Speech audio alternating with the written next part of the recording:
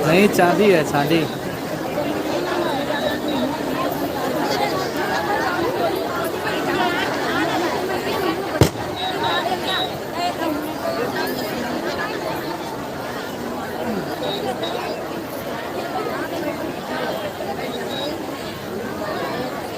उधर से ना जा भाई।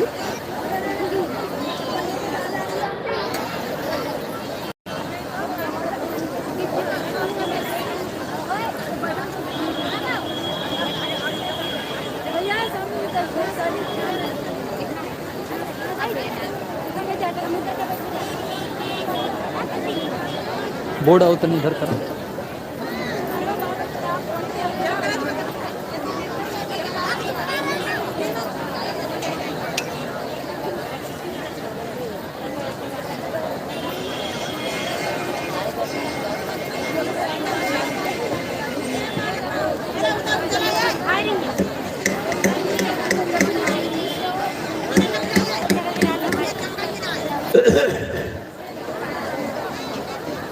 चलो चलो जल्दी चलो।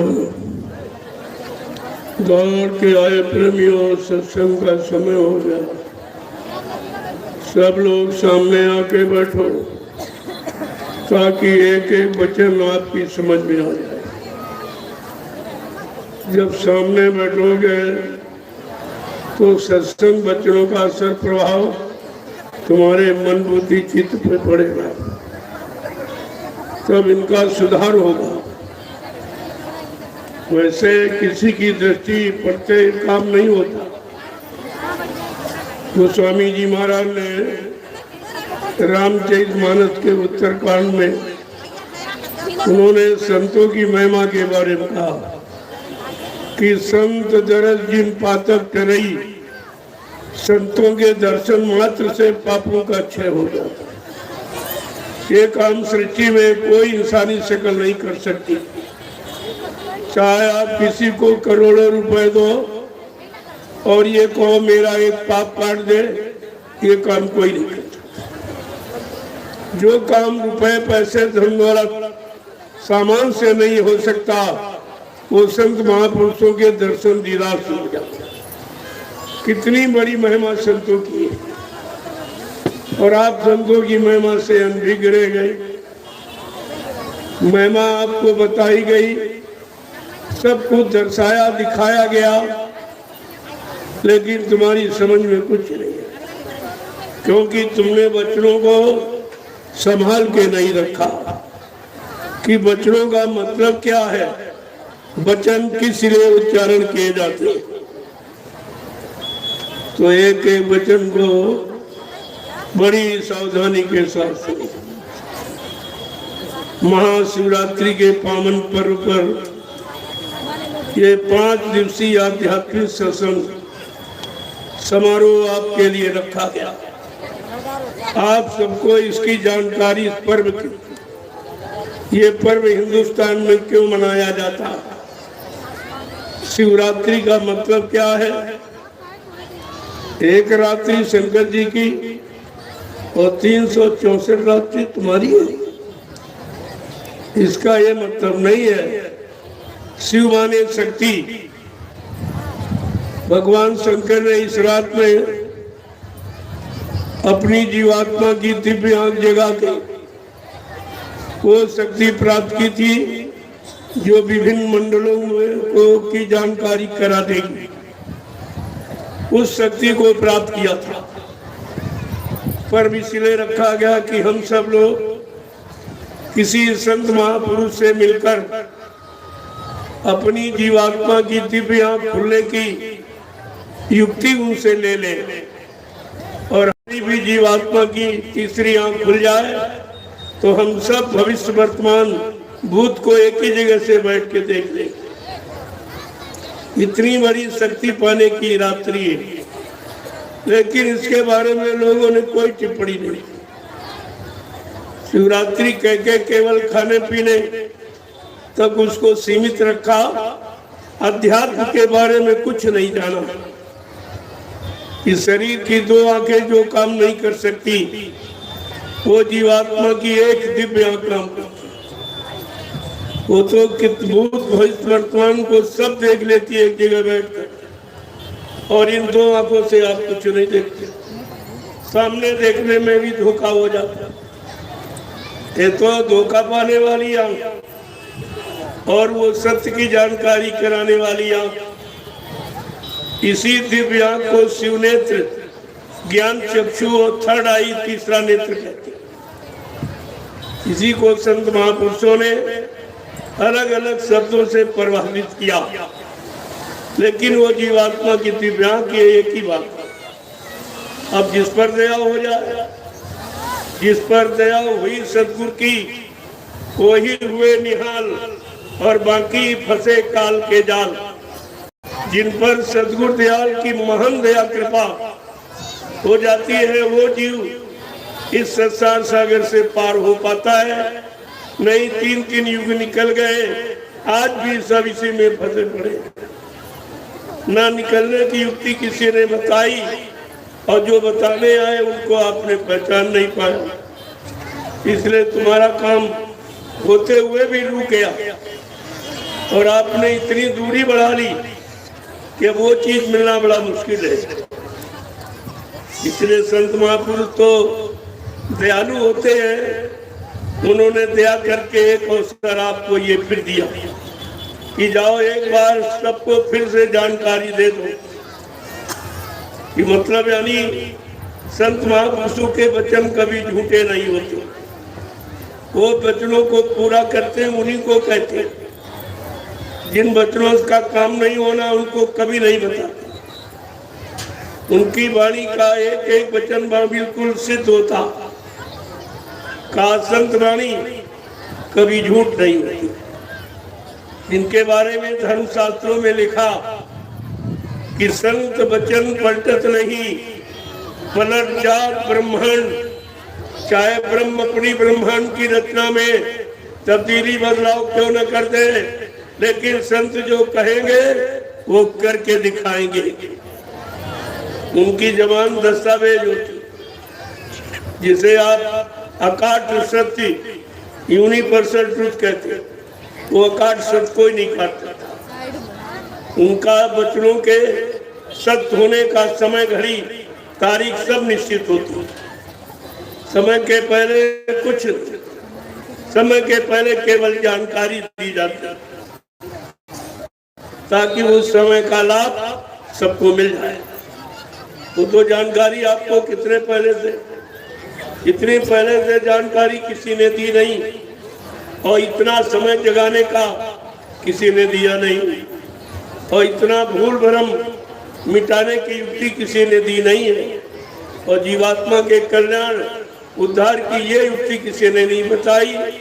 और युक्ति देकर ये दावा किसी ने नहीं किया, तुम्हें जीवात्माओं का जब तक उद्धार कल्याण नहीं करूंगा, जब तक इनको परमात्मा से नहीं मिला लूंगा, तब तक मैं इस मानव शरीर को छोड़ के जाने वाला नहीं हूँ। प्रेमियों, ये वादा किसी का नहीं, ये सृष्टि में किसी ने ये वादा नहीं किया। नामदान तो हजारों संतों ने दिया, कबीर साहब से लेकर हजारों संत आए। ये 5 नाम की महिमा सबने बताई, और 5 नाम का आधार जीवात्माओं के लिए सबने दिया। लेकिन आधार देकर ये किसी संत ने नहीं कहा कि जिनको मैंने नाम दान दिया, जब तक इनकी जीवात्मा को घर नहीं पहुंचा लूंगा, तब तक मैं मानव शरीर को छोड़ के जाने वाला नहीं हूँ। ये वादा केवल अनामी महाप्रभु बाबा जी गुरुदेव जी महाराज, और ये वादा किसी का। और तुमने ऐसे विलक्षण अद्वितीय वादे की जानकारी भी नहीं कर पाए, और ये वादा करने वाले को समझ पहचान भी नहीं पाया, अपना बना नहीं पाया, अपनी जीवात्मा का उद्धार कल्याण करा नहीं पाया। तो कितना बारी आपने अपना नुकसान किया। एक तो कोई सृष्टि में आया नहीं और इस तरह किसी ने वादा किया नहीं, और जिन्होंने किया उनको आप पहचान नहीं पाए। कितनी बारी भूल है जीव की, लेकिन वो दयालु है। उन्होंने जो वादा किया उसे पूरा करेंगे। वादा पूरा, वचन पूरे करने के लिए चाहे कोई लीला, कोई खेल और कोई करिश्मा चमत्कार क्यों न करना पड़े, लेकिन वो अपना काम करके ही जाएंगे।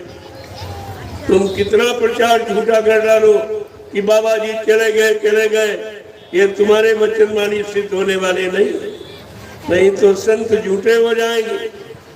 अगर बिना काम किए चले जाएंगे तो वो झूठे हो जाएंगे, और इतनी जीवात्माओं को नामदान देकर क्या उन्हें काल के जाल में फिर फंसा देंगे? फिर निकालने का मतलब क्या होगा? फिर समृद्ध का मतलब क्या होगा?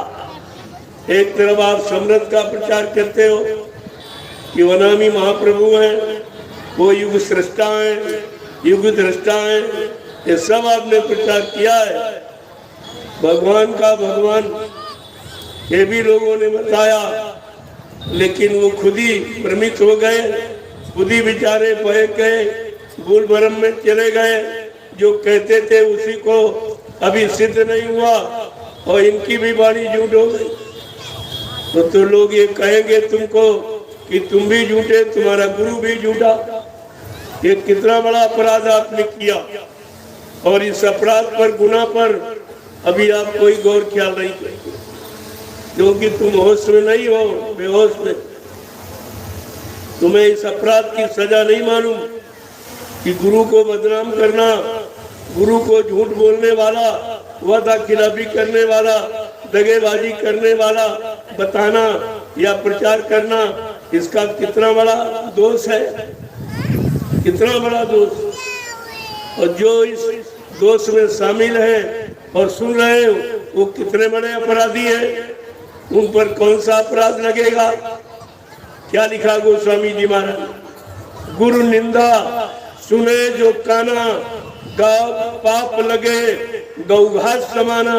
जो अपने गुरु की निंदा सुनता है, करता है और सुनाने वालों के साथ रहता है, ये सब गौ हत्या के बराबर पापी माने जाते। इनको इस पाप की सजा का भुगतान करना पड़ेगा, और ये अपराध लगभग सभी लोगों ने किया और आज भी कर रहे हैं। उनकी समझ में आप भी नहीं आ रहा, क्यों? विनाशकारी विपरीत बुद्धि। जब जिनका विनाश होने को होता, उनकी बुद्धि विपरीत दिशा में ही काम करती। कितनी सच्ची अच्छी नेक भली बात आप बताओ, उनकी समझ में नहीं आई। क्यों? उनके स्वार्थ, लोभ लालच का और पाप का घड़ा भर गया। वो अवश्य फूटेगा। जब घड़ा फूटने का समय आता है तो धर्म शास्त्रों में लिखा है बड़े साफ शब्दों में, लेकिन आपने उसको जाना पड़ा, लेकिन मान नहीं पाए। तुम्हारी समझ में नहीं आया। एक एक वचन को जब सावधानी के साथ सुनोगे और अपने जीवन का आधार बनाकर जब जीवन को चलाओगे, निकालोगे, तो इन वचनों का पूरा लाभ आपको मिलेगा, पूरा लाभ मिलेगा। इसलिए प्रेमियों, अब जरा सत्संग के दो वचन सुन लीजिए, तो आपको विश्वास हो जाए कि सबने कहा। मैं तो ऐसे ही कह सकता हूँ, मुझे किताब पोथी की आवश्यकता नहीं, लेकिन फिर भी प्रमाण देने के लिए, आप शंका संदेह भूल भ्रम में न जाएं, विश्वास दिलाने के लिए संत महापुरुषों ने भी, जो पिछले संत महापुरुष आए, उनके वचनों का आधार जरूर लेते हैं। जैसे गोस्वामी जी महाराज, जिन्होंने रामचरितमानस लिखी, जो आज से लगभग 550 वर्ष पहले आए थे, जो 550 वर्ष पहले आए, और आपको ये जानकारी देने के लिए रामचरितमानस की रचना की और हर हिंदू के घर में लिखवा के रखवा दी और सारे हिंदुस्तान में प्रचार हो। लेकिन उसके बारे में जानकारी किसी को नहीं, क्योंकि प्रेमियों वो शब्द रचना अक्षर में लिखा गया, क्योंकि अक्षर की जानकारी दुनिया के लोगों को है, शब्द की जानकारी किसी किसी संत महापुरुष। वो शब्द वेदी नाम वेदी जब आएंगे और शब्द की चर्चा करेंगे तब आपको शब्द की रचना से वाकिफ कराएंगे। और शब्द की रचना जैसे आपको मिल गई तो सारे ब्रह्मांडों की, पर ब्रह्मांडों की सब रचना तुम्हारे दिल दिमाग में आ जाएगी। इसीलिए तो कहा अक्षर मिटता है लेकिन शब्द कभी मिटता नहीं। अक्षर लिखोगे मिट सकता है, स्याही फीकी उड़ सकती लेकिन शब्द कभी मिटता नहीं। महापुरुषों ने कहा सब मर जाए शब्द नहीं मरता, जो कुछ दो नैनों से देखे काल भोग सब करता, और सब मर जाए शब्द नहीं मरता। इतनी बड़ी चीज आपके सामने लाके खड़ी कर, ये इस मतलब जन्म मरण वाले देश में भी शब्द नहीं मरता। तो संतों की ऐसी विलक्षण रचना है, ऐसा उनका विलक्षण एक्सपीरियंस अनुभव है जो कभी न भी खत्म होता है न मिटता है। वो दिन दिन बड़ा सवायो, जैसे आपने उसको लिया, स्वीकार किया और शब्द से आपने अपना साक्षात्कार कर लिया तो दिन दुगना रात चौगुना बढ़ता है। और यही शब्द, यही आवाज तुमको तुम्हारी जीवात्मा को पकड़कर इस मृत लोक मंडल से निकालकर, इस मनुष्य शरीर से निकाल करके ऊपर देवलोक में पहुंचाएगी। तो देवी देवताओं का साक्षात्कार दर्शन कराएगी, फिर उसके ऊपर तुम्हारी जीवात्मा को ब्रह्मलोक में ले जाएगी, ब्रह्मा जी का दर्शन कराएगी, फिर उसके ऊपर तुम्हारी जीवात्मा को ले जाएगी। तो मतलब यानी विष्णु भगवान का दर्शन विष्णु लोक में कराएगी और उसके ऊपर भगवान शिव का दर्शन शिवलोक में कराएगी और उसके ऊपर साकेत लोक में भगवान राम का दर्शन कराएगी और इसके ऊपर गोलोक में भगवान कृष्ण का दर्शन कराएगी। इस तरीके से जीवात्मा को जगाकर सारे मंडल लोक मुकामों की सैर करा के, सारा अनुभव ज्ञान करा करके फिर इसको इसके घर पहुंचाकर वहीं पर इसको छोड़ दिया जाएगा। एक कितना बड़ा काम है। और आपने शुरुआत की और भ्रमित हो गया, और ये काम तुम्हारा कोई करा नहीं सकता। ये सृष्टि में कोई इंसानी शकल, ये आत्मा को जगाना, परमात्मा से मिलाना, ये काम कोई नहीं करा सकता। और पाप कर्मों में माफी, या किसी इंसान को धनवान बलवान बुद्धिमान को 1 करोड़ रुपए दो और को हमारा एक पाप काट दीजिए, ये काम कोई नहीं। ये रुपए पैसे धन दौलत या ज्ञानी विज्ञानियों का, ये ऋषि मुनियों का, अवतारी शक्तियों का काम नहीं है, ये है संतों का काम। जब संत आएंगे तब ये काम करेंगे, लिख करके रख दिया गया। अब ये कलयुग लगा, सबसे खराब कलयुग के जीवों की मदद करने वाला, सहयोग करने वाला, रक्षा करने वाला जब कोई नहीं तैयार हुआ, तब लाग दया कोमल सी संता, तब संतों के हृदय में दया उठी। उन्होंने अपना असक्त रोग मंडल छोड़कर इस मृत रोग मंडल में हम सब जीवात्माओं को काल माया के कर्मों के जाल से निकालने के लिए आ गए और आपको पूरा परिचय दिया कि मैं राम कृष्ण की तरह से किसी बीच के लोग से नहीं आया हूँ जो तुमको बीच में छोड़ के चला जाऊं।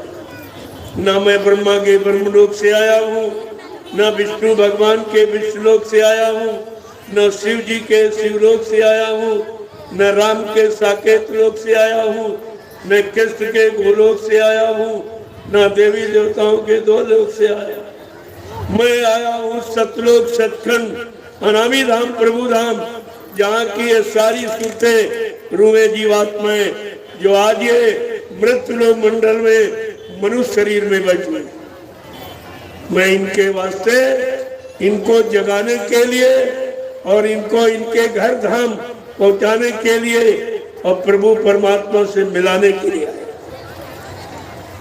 इसलिए जो मिलाने आया, पहुंचाने प्रभु धाम, उसने प्रभु नाम जगाकर ये परिचय दे दिया कि मैं प्रभु धाम से ही आया हूँ, जहाँ की ये जीवात्मा रहने। क्योंकि आज तक इस मृत्यु लोक में जब से ये बना है, प्रभु नाम का प्रचार कभी नहीं, किसी ने नहीं कराया। इतिहास बता रहे कि जब सतयुग था तब हरि नाम जो योगियों ने जगाया था, जब त्रेता था यहाँ तब ऋषि मुनियों ने राम नाम जगाया था, जब यहाँ द्वापर लगा तब कृष्ण नाम जगाया गया। लेकिन प्रेमियों, आज सतयुग त्रेता द्वापर चले गए, आज कलयुग है, तो कलयुग का भी कोई नाम होना चाहिए। युग के अनुसार, युग की मर्यादा के अनुसार कलयुग का नाम होना चाहिए, तब तो कलयुग के जीवों को लाभ मिलेगा। जब ये इतिहास प्रमाणित करता है कि हर युग के जीवों को युग के जगाए नाम से ही लाभ मिला, एक दूसरे युग के नाम लेने से, और एक नाम रहा नहीं। हर युग में युग बदला, नाम बदल गया।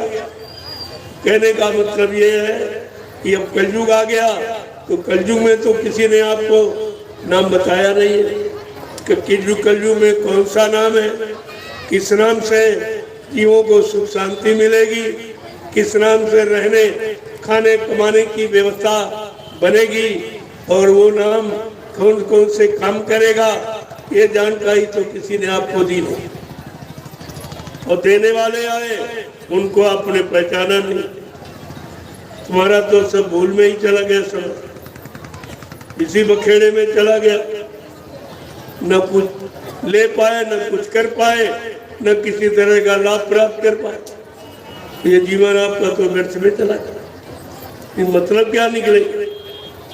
अरे जीवन सिर्फ जीने के लिए नहीं, जी करके कुछ करने के लिए मिला कि ऐसा जियो तो लोगों को जीना सिखा दो, और ऐसा करो कि लोगों को करना सिखा दो, और करके और परिवार समाज और देश में बाल बच्चों के बीच सुख शांति से रहे, तब तो आपका मानव जीवन जीवन में। ऐसे तो जीवन पशु पक्षी कीड़े मकोड़े भी पाए हुए, वो भी खाना खाते, वो भी दिशा मैदान जाते, वो भी बच्चे पैदा करते, फिर तुम्हारे इनमें अंतर ही क्या? मनुष्य वही है जो मनुष्य के लिए मरे। मरने का मतलब कि मरने के पहले मनुष्य को ऐसा रास्ता बता दे कि जन्म मरण के चक्कर में कभी आना ही न पड़े, न जन्म हो न कभी मृत्यु। सबसे बड़ा कष्ट है जन्म मरण, इससे बड़ा कोई दुख नहीं। जन्मत मरत असह दुख होई, जन्म मरण की असहनी प्रिया से जो तुमको बरी कर दे, छुटकारा मिला दे, यानी मतलब जन्म मरण से आपको अलग कर दे, न जन्म हो न मृत्यु में जाओगा। ऐसा समय, ऐसी स्थिति जो बना दे, वो समय का अनोखा महापुरुष कहलाएगा। अभी आप नहीं समझोगे, जब सब मुसीबत आ जाएगी, वो मुसीबत जिसका समाधान किसी के पास नहीं, और तुम रोगे चिल्लाओगे, तुम्हारी कोई सुनने वाला यहाँ नहीं। बाबा जी ने पहले इशारे में कहा कि बच्चा, एक समय ऐसा आएगा कि सब पे दाढ़ी में आग लगेगी, कौन किसकी बुझाएगा, सबको अपनी अपनी पड़ी होगी। ये महात्माओं के रहस्यमय वचन तुम इतनी जल्दी नहीं समझ सकते हो, और उनका वचन सिद्ध हो गया और आप समझ नहीं पाए।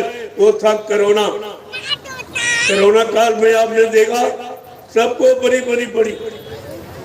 अगर कहीं कोरोना बता दिया तो पत्नी पति को स्वीकार नहीं करेगी, घर में रखना नहीं चाहती, कहते नहीं नहीं इनको हटाओ ले जाओ, तो उनके पास बैठना जाना और उनकी सेवा शुश्रूषा करना और रिश्ता, ये सब खत्म कर। यही थे दाढ़ी में आग की बुखार। एक समय ऐसा आएगा सबको अपनी अपनी ही पड़ी होगी, कोई किसी का साथी बराती संगाती नहीं बनेगा। और आपने कोरोना काल में देखा कि पत्नी पत्नी का रिश्ता खत्म, बाप बेटे का रिश्ता, भाई भाई का रिश्ता, यानी मतलब ये सब सबको अपने बचाने की बात सुनी, न बाप को बचाने, न भाई को, न बेटे को, न पत्नी को, न पति को, ये सब आपको दिखा दिया गया। जो संत महात्मा कहते हैं उसको करके दिखाते, और आपके सामने हो गया, और फिर भी आप संतों के वचनों को समझी नहीं पाए। हुआ और देखा और भुक्त भोगी भी बने, परेशान हुए, लेकिन फिर भी आपकी समझ में नहीं आया कि बाबा जी की वाणी तो सिद्ध हो गई जो उन्होंने कहा था। कहने का मतलब जब एक एक वचन आपके सामने सिद्ध हो रहा है फिर भी तुम्हारी समझ में नहीं आ रहा, तो ये क्या है? जब जैसी हो तबता तब तैसी मति होए, और काल वेग की लेख को मेट सके नहीं को। कहा वो तुम्हारी होनी आ गई। होनी का मतलब जो जो आपने बुरा किया, पाप किया, उसका फल पाने का समय आ गया। इसको होनी कही। होनी के बारे में धर्म शास्त्रों ने भी इशारा करके समझाया। होनी होनहार बलवान, इसे कोई मत मानो झूठी, गई मंथरा पास के कई, पिला दही बूटी, ना राम लखन बनवास सिधारे, ते राजा दशरथ की छुट्टी, इसे कोई मत मानो झूठी। पर नारी के हेतु रावणा नियत करी खोटी, परिणाम क्या हुआ? लंकगर सोने की टूटी। ये परधन और पर नारी का कितना बड़ा अपराध और कितनी बड़ी सजा। एक नारी का अपहरण रावण ने किया तो विनाश। आज कितनी बहु बेटियों का अपहरण हो रहा। क्या कोई अच्छी स्थिति आएगी? या अच्छी स्थिति बनेगी? क्या आपको सुख शांति मिल जाएगी? सुख और शांति तुम्हारे से निरंतर दूर भागती चली जा रही, उसका तो तुमको दर्शन भी नहीं हो पाएगा, क्योंकि आपने सुख शांति के विपरीत कर्म किया है, विपरीत खान पान किया है, विपरीत संग सोबत, यानी ये सब आपने किया। इसलिए सुख और शांति तुम्हारे से दूर भागती चली जा रही, और इसको कोई ला नहीं सकता। ये किसी इंसान की बस की बात नहीं है। तब आपसे इशारा किया गया है कि सुख शांति फिर लाएगा, और आपने प्रचार भी किया।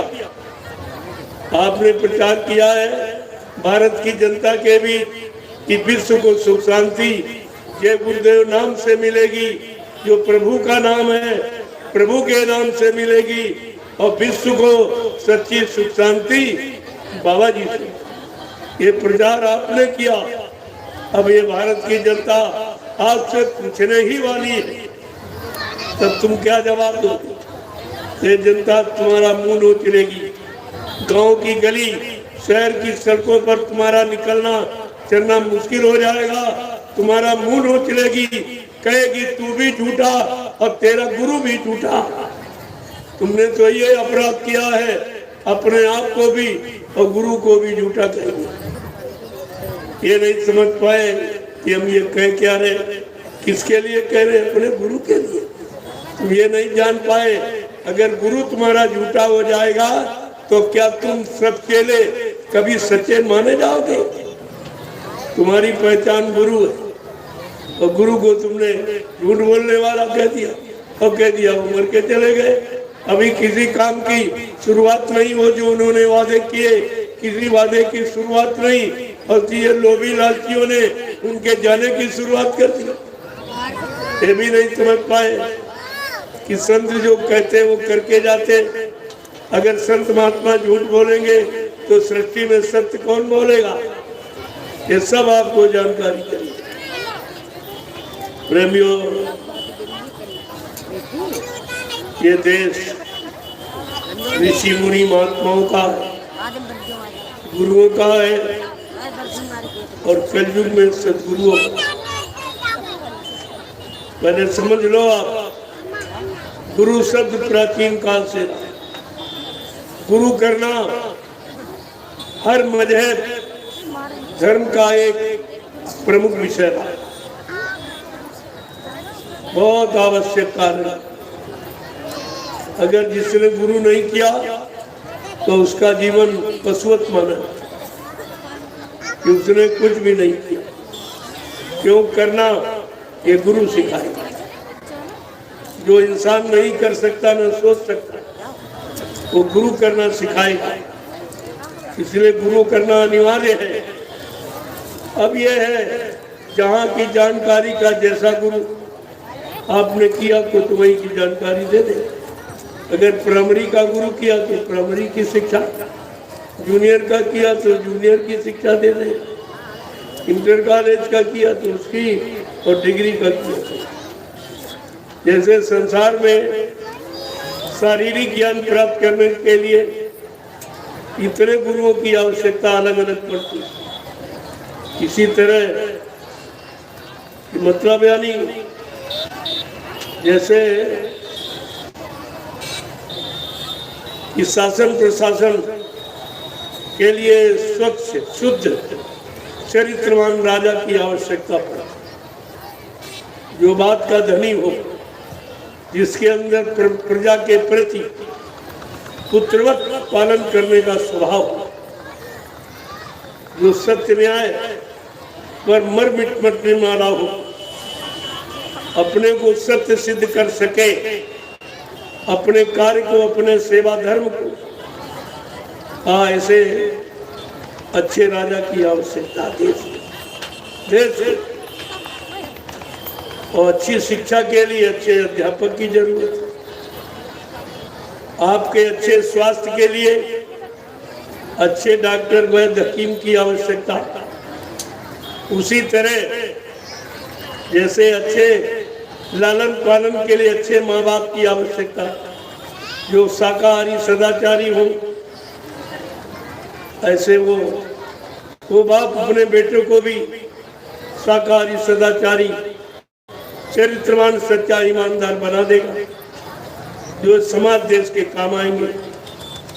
इन सबको, अच्छे अध्यापक को, अच्छे राजा को, अच्छे वैद्य को, यानी मतलब इन सबको अच्छे गुरु की जरूरत।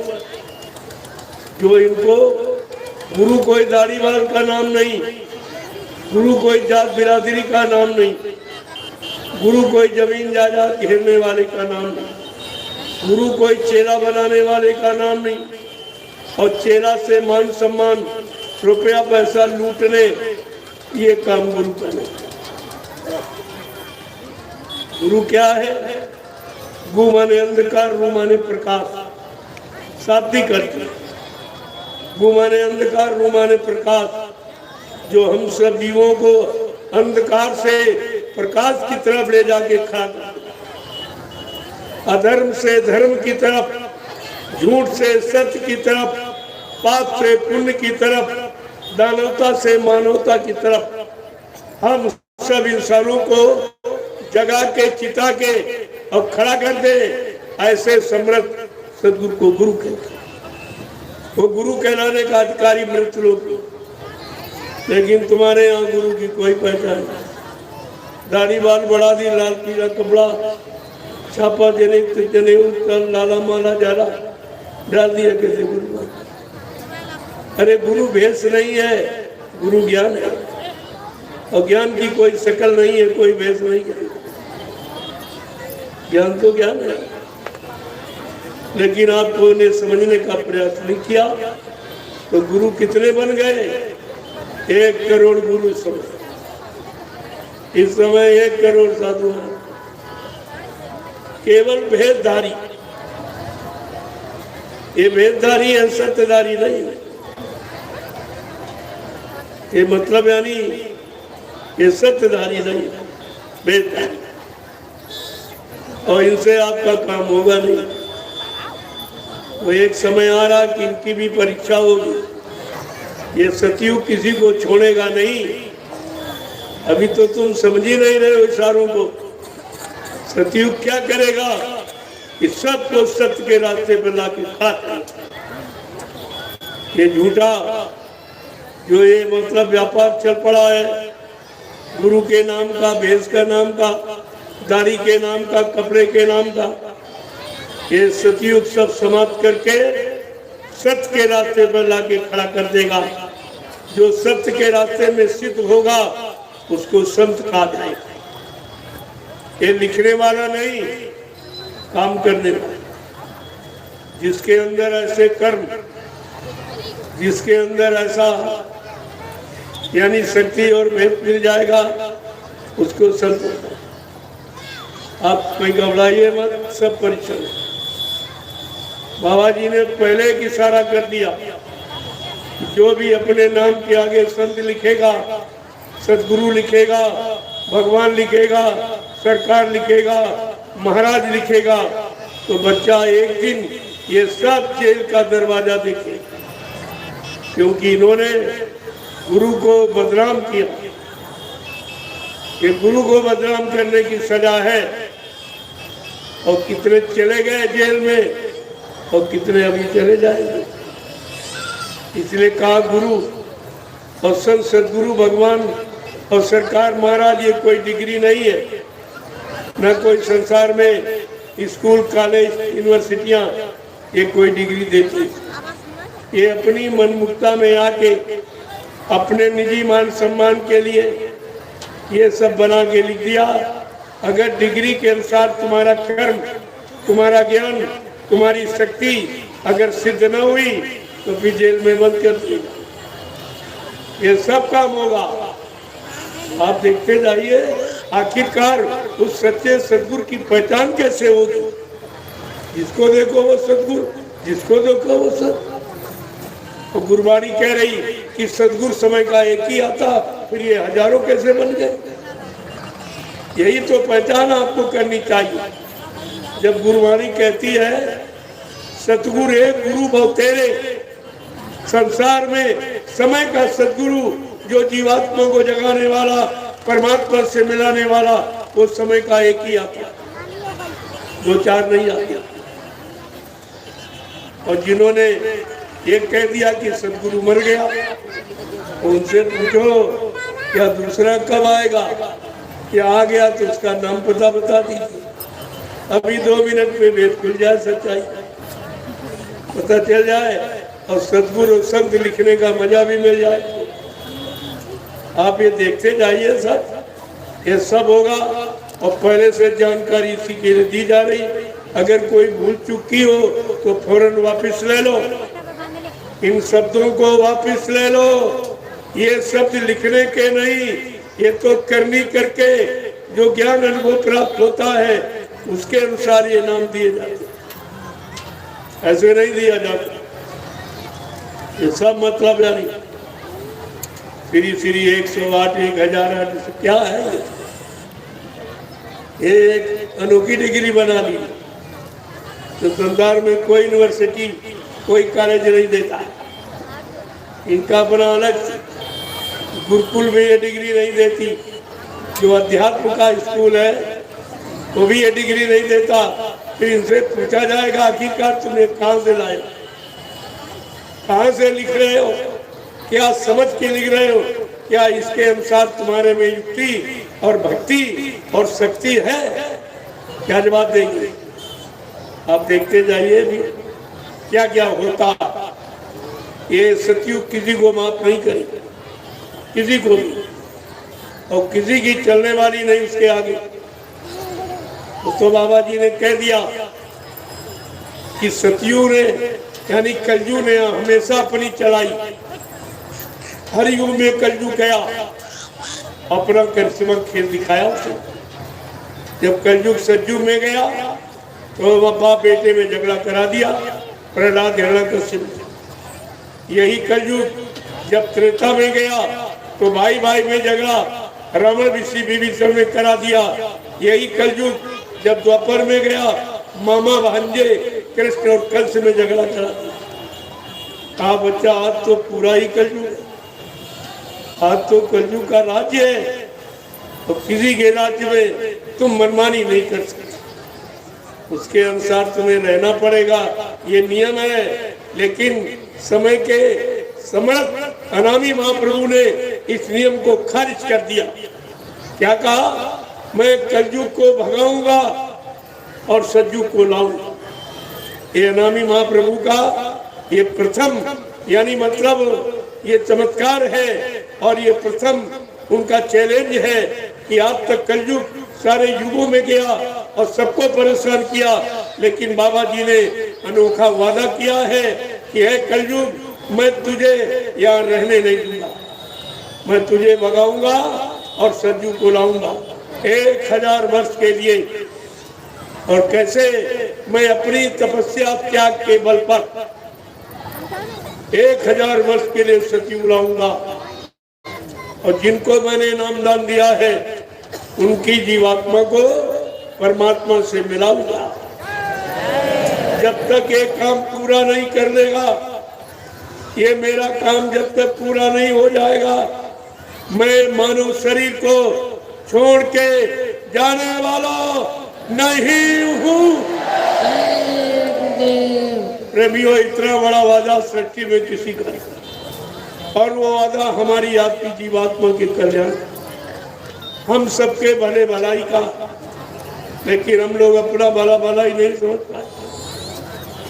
इतना बड़ा दुर्भाग्य जीव का कि मिलकर भी हम ले रहे, पट रहा था, हम ले लूट नहीं पाए।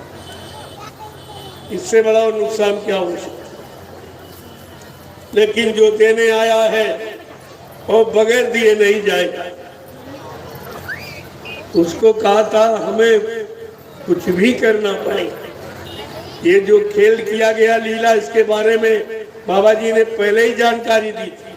कहा बच्चा, आगे ऐसी नाजुक स्थिति बना के खड़ी कर दूंगा, फिर कुछ दिनों के लिए मैं तुम्हारे से दूर चला जाऊंगा, तुम इतनी जल्दी मुझे पहचान नहीं पाओगे। मैं अपने समस्त वादों काम की जानकारी दूंगा और इनको पूरा करके दिखाऊंगा। लेकिन तुम मेरा इंतजार, अगर कुछ न बन सके, न कुछ कर सको, तो इतना भजन करके मेरा इंतजार करना। किसी ने नहीं किया, किसी ने इंतजार नहीं किया। ये गुरु का आदेश किसी ने नहीं माना। इंतजार तो दूर रहा, सब भक्त, कोई इधर भाग गया, कोई उधर भाग गया। 1 मिनट भी आपने इंतजार नहीं की। और बाबा जी ने क्या कहा था? अरे कुछ नहीं, अगर कर सकते हो तो पड़े रहो दरबार में और धक्का धनी के खाओ और कबहू दीन दयाल के भनक पड़ेगी। तुम अगर भक्ति नहीं कर सकते हो, भजन नहीं कर सकते हो, सेवा नहीं कर सकते हो, सत्संग याद नहीं हो रहा, तो कम से कम दरबार में पड़े। कभी न कभी वो मेहर आलूद की नजर तुम्हारे सब पर पड़ जाएगी और इसी से तुम्हारा कल्याण हो जाएगा। लेकिन तुम पड़े भी नहीं रहे, सब भक्त खड़े हुए, इधर लग गया उधर, और वहां गए जहाँ कुछ नहीं, जहाँ कुछ नहीं। जब गुरु के यहाँ तुम नहीं कुछ ले पाए तो जहाँ गए वो भी चेले ही नहीं गुरु के, वो तुमको कहाँ से दे देंगे? जब गुरु से नहीं ले पाए तो चेला कहाँ दे देंगे? वो चेला भी नहीं गुरु का, दूसरा नहीं है। लेकिन ऐसा चेला जिसने यानी गुरु को एकदम खत्म ही कर दिया। जैसे बेटा जब दौलत चाहता है, प्रॉपर्टी चाहता है, कहते यार बाप जल्दी मर जा तो मिलेगा से मिलेगा नहीं। बगैर बाप की मौत के बेटे को नहीं मिलता, तो जल्दी से निपटा दिया। चलो इनको निपटा दो। निपटा क्या मतलब? कह दिया निपटाना। इसकी भक्ति बात के भी की खुद निपट जाएगा। ये तमाम तो निपट गए। जिन्होंने शुरुआत की कि बाबा जी मर के चले गए तो तमाम निपट गए।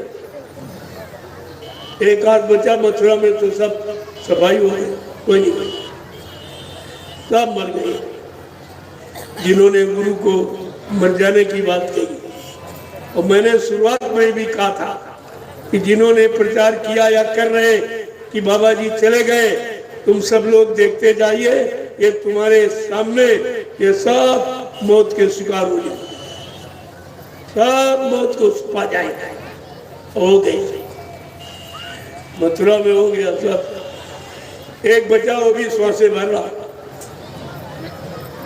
आप देखते जाइए, क्योंकि इसका परिणाम, इसका गुरु से कपट, संगत से चोरी और की वो निर्धन, की वो कोढ़ी, ये कानून है। पर और गुरु के साथ कपट हुआ और संगत को धोखा दिया गया, ये दोनों जुर्म अपराध किए गए, लिया जाए ये सजा मिलने ही वाली है। अभी तो 21 लिए बचे हैं, जय गुरुदेव नाम ले। इस अगर जय गुरुदेव नाम लेना बंद कर दे तो 1 मिनट नहीं लगेगी, सब मौत के हवाले हो गए। वो नाम इनको बचाएंगे, लेकिन जब नाम पर कोई गंदगी लगा दो रे, कोई स्वार्थ लोभ लालच रखोगे, नाम के एक आधार बनाओगे, तब भी आपका विनाश हो जाएगा। ये तो होने ही वाला। इसलिए जब संत महापुरुष आए इस मृतलोक मंडल पर, कब आए, क्यों आए, किस लिए, किस काम के लिए आए, जो काम यहाँ कोई नहीं कर पाया। जीवात्माओं का उद्धार कल्याण न ऋषि मुनि कर पाए, न योगी, न अवतारी शक्तियां, न ज्ञानी विज्ञानी। ये काम किसी के बस में।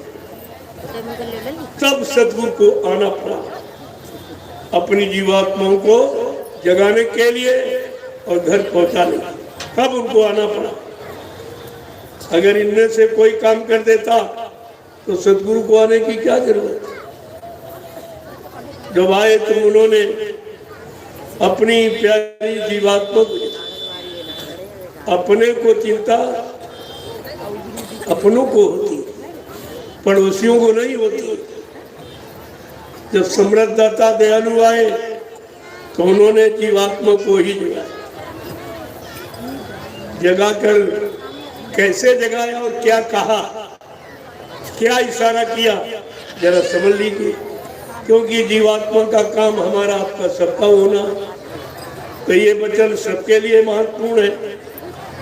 तो जरा सुन लीजिए 2 वचन, तो आपकी समझ में आ जाएगा कि संत महापुरुष किस काम के लिए आते हैं और कौन सा काम करके जाते हैं। अपनी प्यारी जीवात्मा से कह रहे हैं कि सुरती तू कौन कुमति उरझानी, सुरती तू कौन कुमत उरझानी। बड़े ध्यान से सुनिए, ये वचन आपको कहीं मिलेंगे नहीं।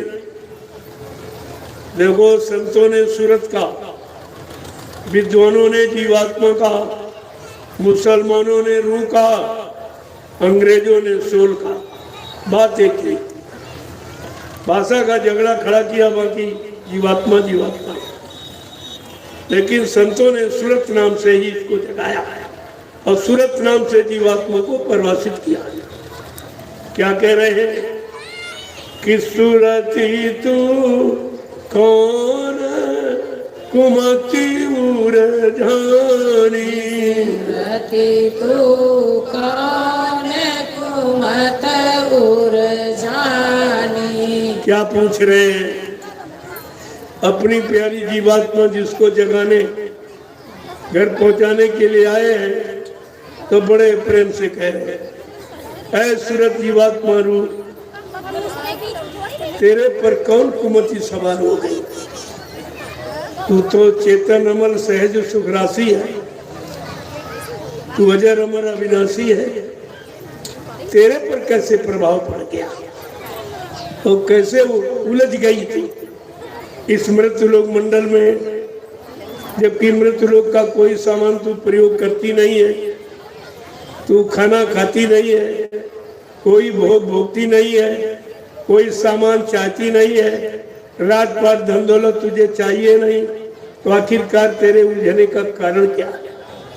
क्या कह रहे हैं कि मन के साथ फिरे भरमानी, मन के साथ फिरे भरमानी मन के साथ फिरे भरमानी मन के साथ फिरे भरमानी गुरु की सुने न पानी गुरु की सुने न बानी सूरती तू कौन कुमति उर जानी सूरती तू कौन कुमत देखो क्या समझा के कह रहे हैं, तेरे उलझने का कारण तेरा दोस्ताना जो तूने मन को यार मित्र दोस्त बना लिया, केवल यही एक कारण। तूने समझा नहीं है मन तो भोगों का रसिया है और तेरा भोग से कोई संबंध नहीं है। तो कहो रहीम कैसे निभाए केर बेर को संग, वो डोलत रसा अपने उनके फाटत रंग। अब वो भोगों की मस्ती में उधर डोल रहा है और तू यहाँ उसका इंतजार कर रही तृप्ति धाम में बैठ के। और तू सतुर की जो तुझे लेने के लिए आए, तेरे घर पहुंचाने के लिए आए, तू ऐसे समृद्ध सतुर की वाणी वचन को क्यों नहीं सुनती? क्या कह रहे हैं कि कनिक कामिनी लागे प्यारी, कनिक कामनी लागे प्यारी कनिक कामिनी लागे प्यारी कनिक कामनी लागे प्यारी रैन दिवस उन संग लपिटानी रैन दिवस उन संग लपिटानी सूरती तू कौन कुमति उर जानी सूरती तू कौन कुमत उर तेरा साथी मन उसको तो करी कामनी चाहिए, भोग चाहिए उसको। देखिए बता, और रहना रात दिन उसी में लिपटा पड़ा है। तूने उसको अपना साथी मित्र बनाया है। तेरे उलझने का और फंसने का यही कारण कि आज तक तू अपने घर नहीं जा पाई, ये तेरे को संग दोष लग गया। जैसा साथी बनाओगे वैसे गुलाम में आ जाए। अगर भोगी को साथी बनाया तो भोग के कीटाणु तुम्हारे पर सवार हो जाए। रोगी को दोस्त बनाया तो रोग के कीटाणु, अगर योगी को साथ बनाया तो योग के। ये सब का असर अलग अलग होता।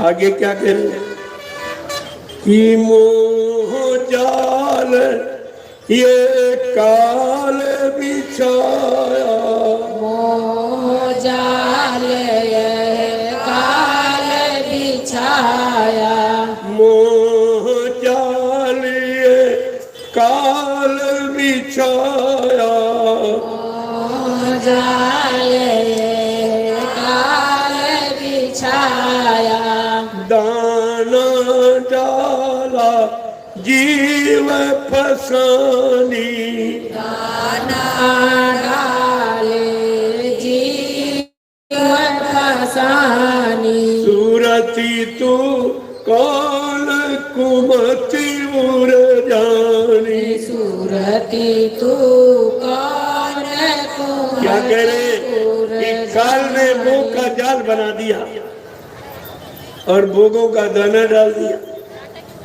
और मन को फंसा दिया। जैसी बहेलिया जाल बिछाता है, अन्न के दाने डाल देता है, पक्षी बेचारे फंस जाते हैं लालच में। उसी तरह का ये काल का जाल है और उसने भोगों का दाना डाल दिया और उसी भोगों में सारे जीवों को फंसा दिया। सब बेचारे फंस गए, भोग के रोगी बन गए भोगों के। आगे क्या कह रहे हैं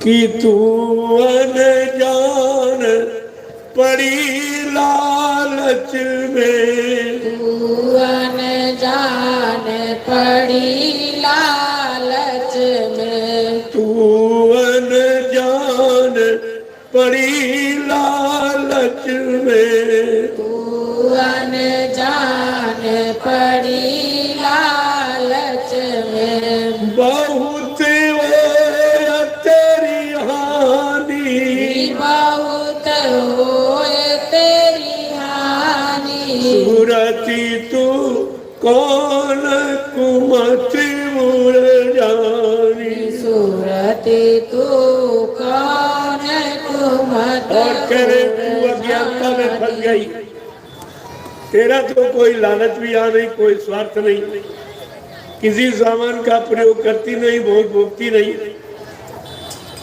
चेतन अमल सहज सुग्रासी। गोस्वामी महाराज लिखते हैं रामचरितमानस में कि जीवात्मा के बारे में कि ईश्वर अंश जीव अविनाशी और चेतन अमले सहज सुख राशि, कि सो माया बस भयव गुसाई और बंधे वो कीट मरकट की नाई। कहा कि जीवात्मा अजर अमर अविनाशी है, उसको जब काल ने फंसा दिया तो बेचारे साधारण जीव ये क्या कर सकते, इनके बस का क्या है, ऐसा फंसा लिया। बंधेव कीट, कीट माने तोता, तोते को जैसे पिंजरे में बंद करके फंसा लिया जाता। मरकट माने बंदर, बंदर को रसरी में बांध के फंसा लिया जाता और मदारी जब जैसा चाहता वैसा नाच नचाता है। आज वही हालत यहाँ जीवों की, और ये फंसा लिया काल ने, अब जैसा चाह रहा भोगों के नाच नचा रहा, किसी को काम में, किसी को क्रोध में, किसी को लोभ में, किसी को अहंकार में, ये सब नाच नचा रहा और किसी का बस नहीं चल रहा, कोई कुछ नहीं कर पा रहा। आगे क्या कह रहे हैं कि मैं समझाए कहूँ अब तो से, मैं समझाए कहूँ अब तो से, मैं समझाए कहूँ अब तो से, मैं समझाए कहूँ अब तो से, एक गुरु बिन कौन बचानी, गुरु बिन कौन बचानी, सूरती तू कौन कुमति मुर जानी, सूरती तू कौन कुमत। इसलिए मैं तुझसे समझा के कह रहा हूँ, तुझसे समझा के कह रहा हूँ कि समय के सतगुरु बिना तुझे काल माया के देश से कोई बचा के ले नहीं जा सकता, निकाल नहीं सकता, जन्म मरण से छुटकारा दिला नहीं सकता, ऐसा कोई पैदा ही नहीं। लोगों कितनी बड़ी चेतावनी जीवों की। आगे क्या कह रहे हैं, इसलिए तुम ऐसे समृद्ध सद्गुरु से प्रेम करो जो तुमको निकाल के ले जाए, कि गुरु से प्रीति करो जग जारो, गुरु से प्रीत करो जग जारो, गुरु से प्रीति करो जग जारो, गुरु से प्रीति करो जग जारो, तन मन दशा भुलानी, तन मन दशा भुलानी, सूरती तू कौन कुमति मुर जानी, सूरती तू कौन कुमत। इसलिए ऐसे समृद्ध सद्गुरु से प्रेम करो जो तुमको यहाँ से बचा के निकाल के ले जाए। कहते तन मन दशा भुलानी, मन ने और तन दोनों बिगड़ गए। जब मन भोगों में फंस गया, तन कमजोर हो गया, तन भी बेकार हो गया, शक्तिहीन बलहीन विवेकहीन सब। इसलिए मैं समझा के कह रहा हूं, वो सद्गुरु से प्रेम करो जो तुम्हारे लिए आया, तुम्हारी जीवात्मा के कल्याण के लिए आया। वो तुझे निकाल के ले जाएंगे और इस संसार में कोई मानो शक्ति ये काम नहीं कर सकती। आगे क्या कह रहे हैं कि नाम रसायन गुरु से पाओ, नाम रसायन गुरु से पाओ, नाम रसायन गुरु से पाओ, रसायन गुरु से पाओ, छूटे सब हैरानी, छूटे सब हैरानी, सूरती तू कौन कुमत उर जानी। सूरती तू कौन कुमत। कह रहे वो सदगुरु दयाल क्या देंगे तुझको? काओ नाम रसायन, नाम जड़ी बूटी लेके आए, नाम औषधि गुरु से पाओ, छूटे सब हैरान, सारे भी सारी बीमारी, काम की, क्रोध की, लोभ की, मोह की, अहंकार की, ये ऐसी नाम की रसायन जड़ी बूटी देंगे, ये सबकी हैरानी परेशानी खत्म हो, ये सब तुम्हारे से अलग हो जाएंगे, तब तुम स्वतंत्र हो जाओगे। न तुम्हारे पर काम हमला करेगा, न क्रोध, न लोभ, न अहंकार।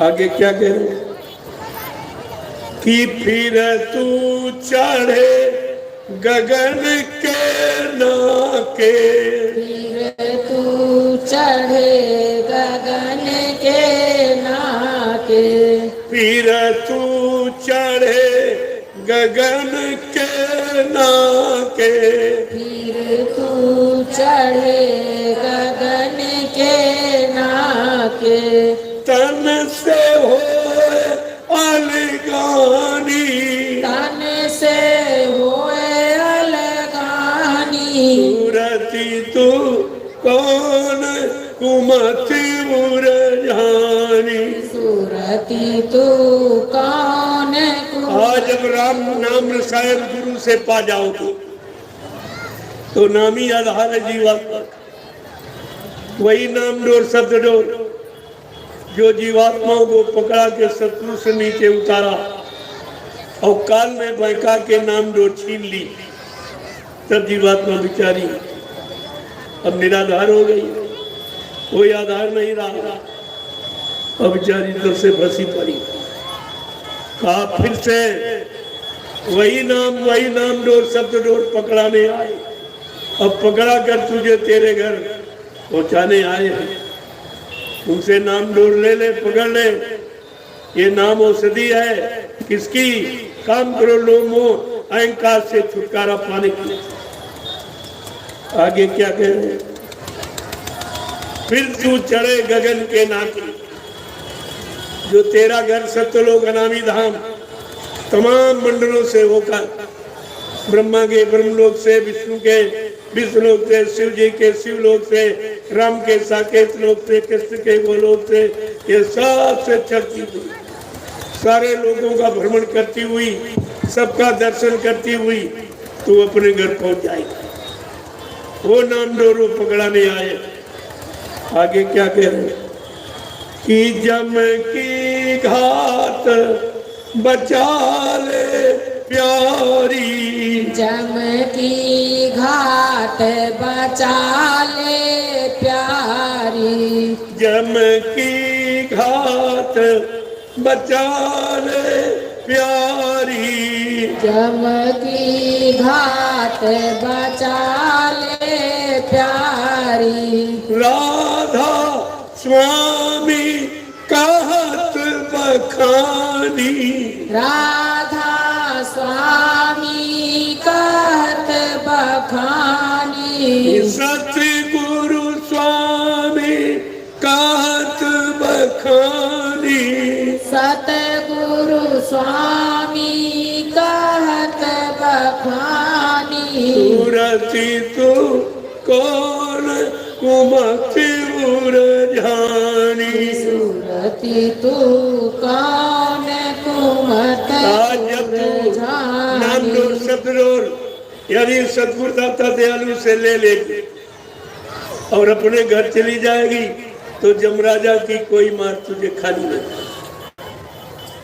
जमराजा की मार से बच जाएगी, वो तुझको तेरे घर पहुंचा देगी, बीच में किसी लोक मंडल मुकाम में छोड़ेंगे नहीं। आज जम की घात बचा ले प्यारी, सतगुरु कहे मखानी, बार बार समझा के कहे प्रेमी और राधा स्वामी कोई आदमी इंसान का नाम है। ये बेचारे मजहब धर्म वाले सब फंस गए, वो तो जगाया हुआ नाम है, मतलब इनकी समझ में नहीं आया ये नाम क्यों जगाया था, क्यों जगाया गया, इसका मतलब क्या है। हर युग में नाम जगाया गया और कलयुग में जो भी संत आए सब ने नाम जगाया और उसी जगाए नाम से जितना उनको अधिकार मिला था कि तुम इस नाम से इतने जीव जगाओगे, इतने जीवों को ले जाओ और जगा दोगे, जो साधना कर लेंगे चले जाएंगे, बाकी जो रह जाएंगे नाम दान लेने वाले यानी लेकर और सुमरन ध्यान भजन नहीं करेंगे वो फिर दूसरे जो आएंगे उनसे जुड़ जाएंगे, वो उनसे जुड़ जाएंगे। तो ये तो जगाया हुआ नाम है, ये नाम जगाया गया था। कबीरदास ने साहब नाम जगाया, उन्होंने साहब नाम जगाया, लोग समझ नहीं पाए। कबीर कोई आदमी का नाम नहीं, कहने का मतलब राधा स्वामी कोई आदमी इंसान का नाम नहीं, और वाहे गुरु ये भी किसी आदमी इंसान का नाम नहीं, और जय गुरुदेव ये भी आदमी इंसान का नाम। ये जीवात्माओं को जगाने के लिए, इनके गुण पहुंचाने के लिए, क्योंकि जीवात्माओं का आधार नाम रहा है। नाम रोड शब्द रोड पकड़ के आई, और जब तक नाम रोड शब्द रोड पकड़ाने वाला कोई मिलेगा नहीं तब तक कोई जीवात्मा इस मृत्यु मंडल से जा नहीं सकती, वो जगाए नाम से जाएगी। इसीलिए तो ये सब फंस जाएंगे जो सुन के नाम दान सुनाने लगे, कोई नाम जगाया नहीं, इसलिए इनके सुनाने से कोई जीवात्मा न जगेगी न घर पहुंचेगी। ये आगे आने वाले समय में खुद ही फंस गए, ये कैसे निकलेंगे। तुमने ये झूठी गुरुवाई क्यों की, उनको मालूम नहीं है ये कितना बड़ा गुरु बनने का अपराध है। गोस्वामी जी महाराज ने पहले हिदायत इनको हुक्मनामा रामचंद्र मातल के माध्यम से पहले ही सुना दिया कि सब कुछ करना लेकिन गुरु मत बनना। गुरु यहाँ बना नहीं जाता, गुरु बने बनाए आते।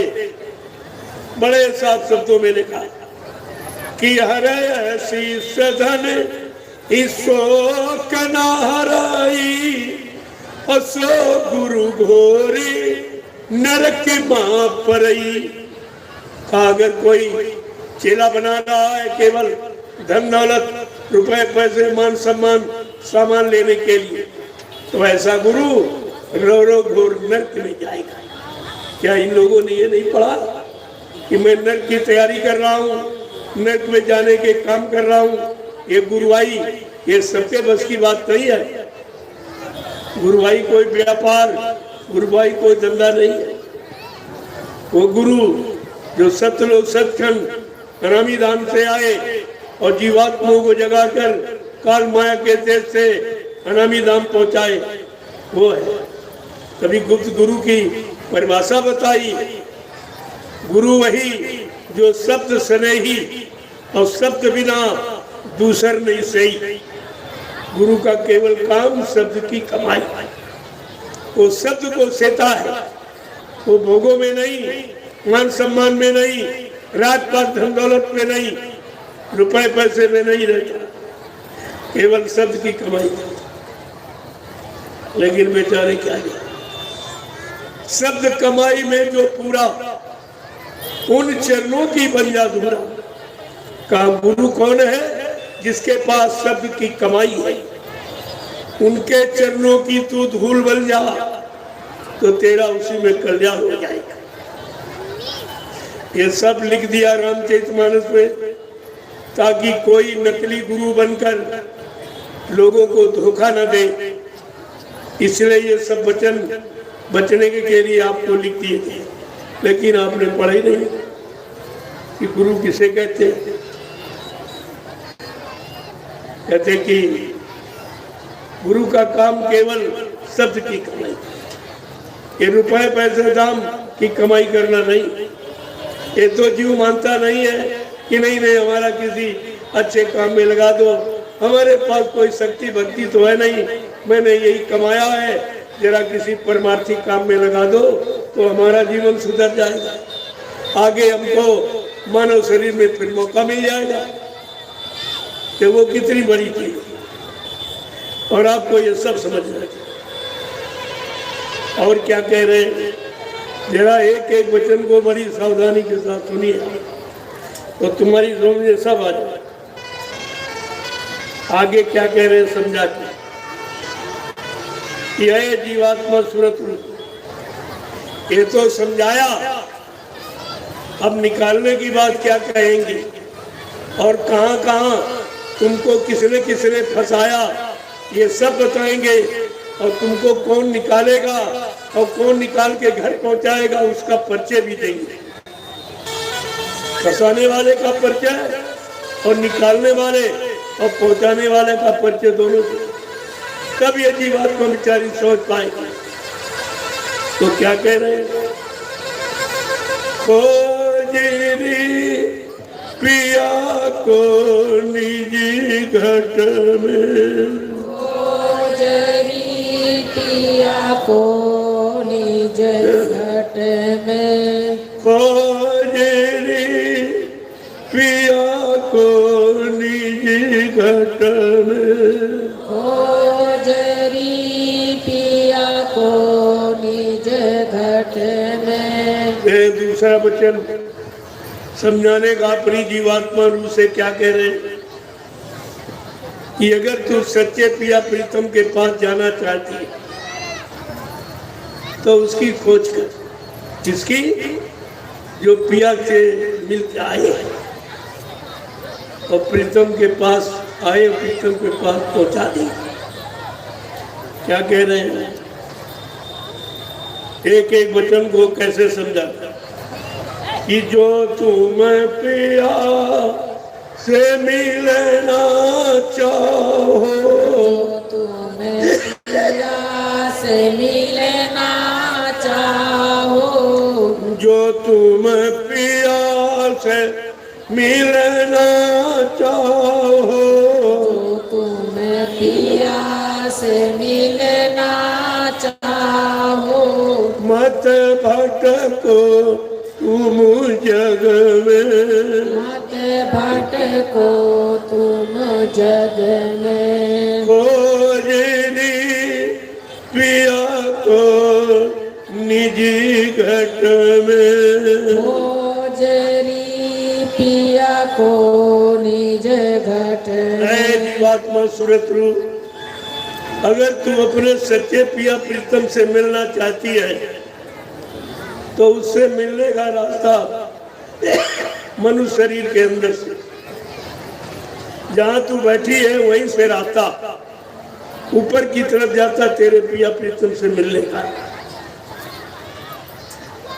अगर तू कहीं भटक गई, काल माया के देश में भोगों में अगर फंस गई तो अपने देश नहीं पहुंच पाएगी।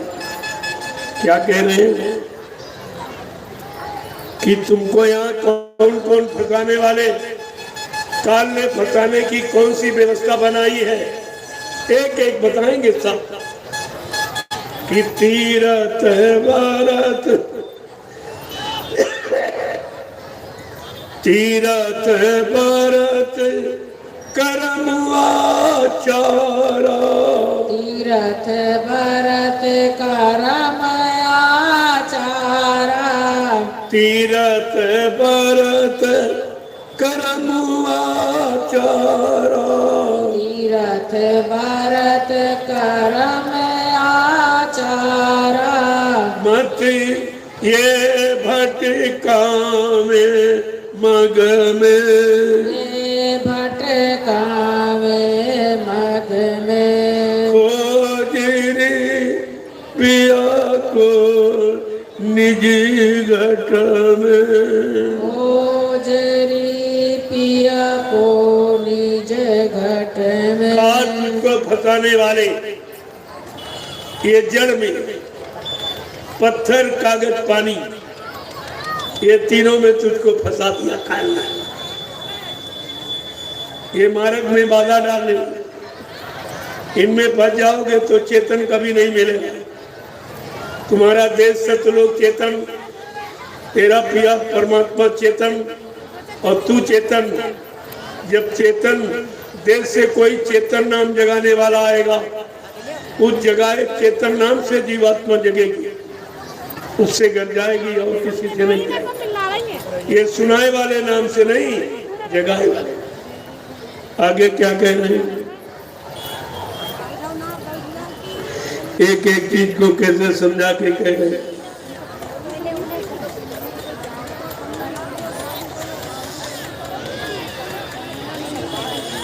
महापुरुषों ने कोई चीज छोड़ी नहीं, एक एक चीज को सब समझाते। क्या कह रहे हैं जरा बड़े गौर ध्यान से सुनना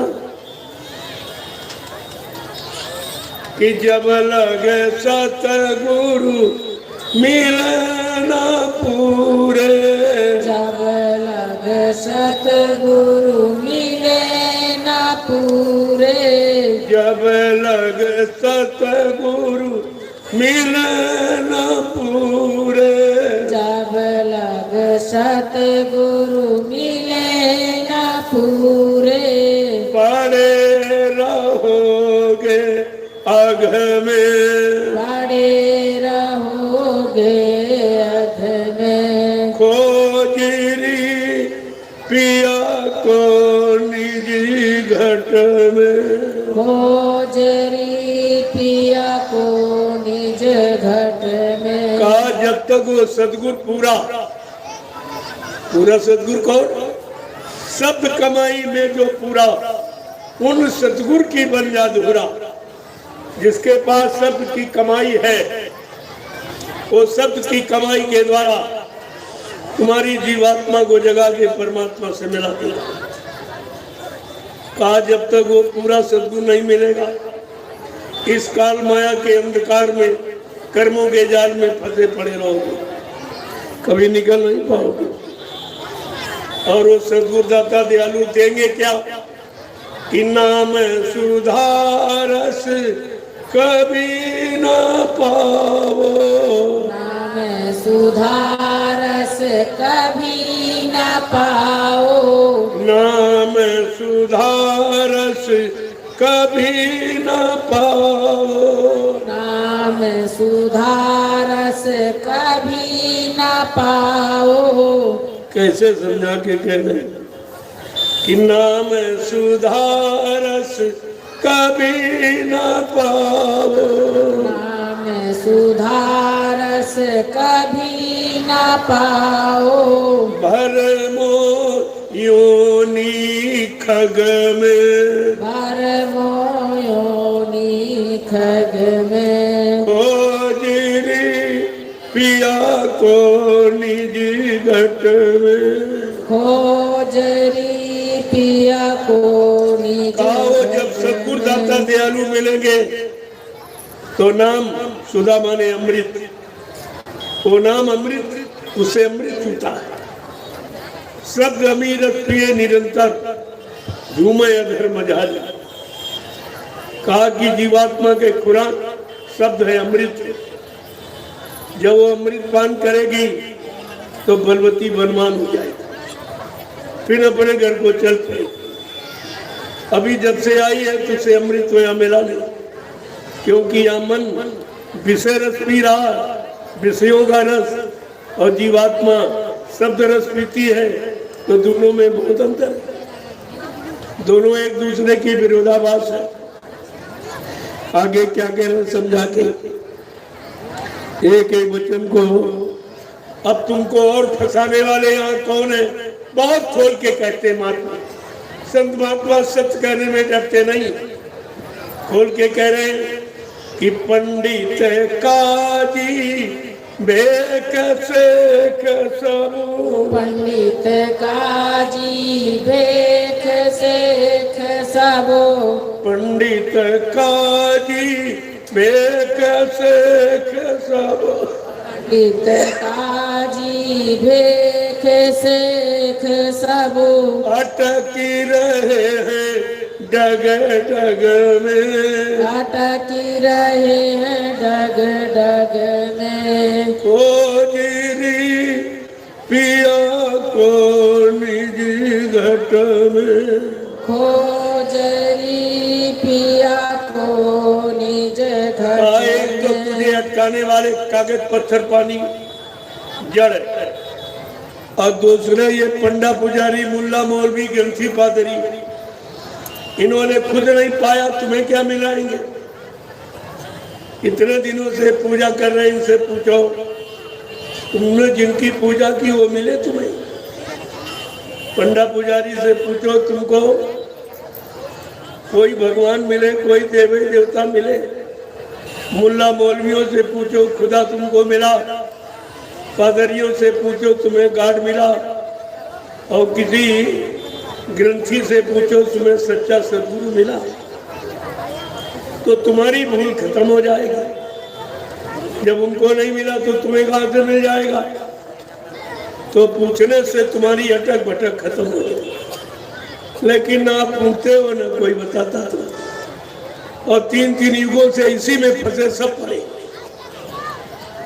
कहा पंडित काजी भेख सेठ सा, अटक रहे डग डग में। ये मतलब पंडित है, ये पूला पुजारी है, और ये मुल्ला मौलवी और ग्रंथी और पादरी, ये सब अटके भटके पड़े हुए, न इनको मिला परमात्मा खुदा गाड, न तुमको मिला सकती। तुम्हारा काम इनसे नहीं होगा।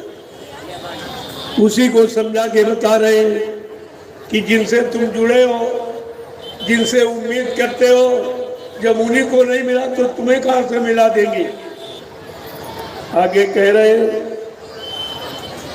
कीन के संग पिया नहीं मिलना, इनके संग पिया नहीं मिलना, इनके संग पिया नहीं मिलना, इनके संग पिया नहीं मिलना, पिया मिले काऊ साध समग में, पिया मिले कहु साध समग में, खोजिरी पिया को निजी घट में, खोजरी पिया को निज घट में। बिल्कुल साफ साफ बयान कर रहे। ये पंडा पुजारी मुल्ला मौलवी, ये ग्रंथी पादरी, इनको जब नहीं मिला भगवान खुदा गाड तो तुम्हें कहां से मिला देंगे? इसलिए इनके संग है जीवात्मा सुरतरू, तेरा सच्चा पिया प्रीतम इनके साथ नहीं मिलेगा। क्यों? ये तो भूले विषय वास में, ये तो भूले विषय वास में, ये तो भूले विषय वास में, ये तो भूले विषय वास में, भरम धसे इनकी रग रग में, भरम धसे इनकी रग रग में। कहा ये पंडित पंडा पुजारी, ये मुल्ला मौलवी ग्रंथी पादरी, ये सब विषय वासनाओं के शिकार हो, सब विषयों में काल माया के सामान जो विष के समान विषैले फंसाने वाले, जिसको लग जाए उसे चौपट कर दी, उसे जिंदा ही मार देते। ये ऐसे हैं, तुमको पनपने नहीं देंगे, कभी लूट लेंगे साथ। क्या कह रहे हैं? एक एक वचन कैसे समझा के कह रहे हैं कि ये तो सब विषय वासनाओं में भूले पड़ते, विषय वासनाओं में फंसे। ये तुमको उसे भगवान परमात्मा खुदा घाट से कैसे मिलाएंगी?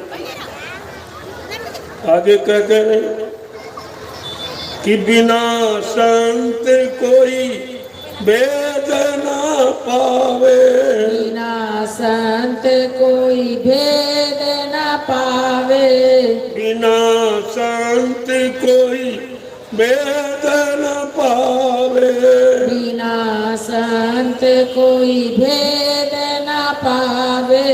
वे तो ही कहे अलग में, वो तो ही कहे अलग में। कहते ये भेद सच्चा परमात्मा खुदा घाट से मिलने का एक सच्चा भेद बिना सदगुरु के कोई। कहा जब सदगुरु मिले पूरे तब ये तेरा काम होगा। बाकी कोई ज्ञानी ध्यानी विज्ञानी, कोई ऋषि मुनि योगी ये काम आपका नहीं करेगा। जीवात्मा को जगाने, परमात्मा से मिलाने ये काम कोई नहीं कर सकता, और पाप कर्मों में कोई माफी नहीं दिला सकता। जब तक पाप कर्म नहीं हटेंगे तुम यहाँ से जा नहीं सकते, तुम्हें जाने नहीं दिए। क्या कह रहे हैं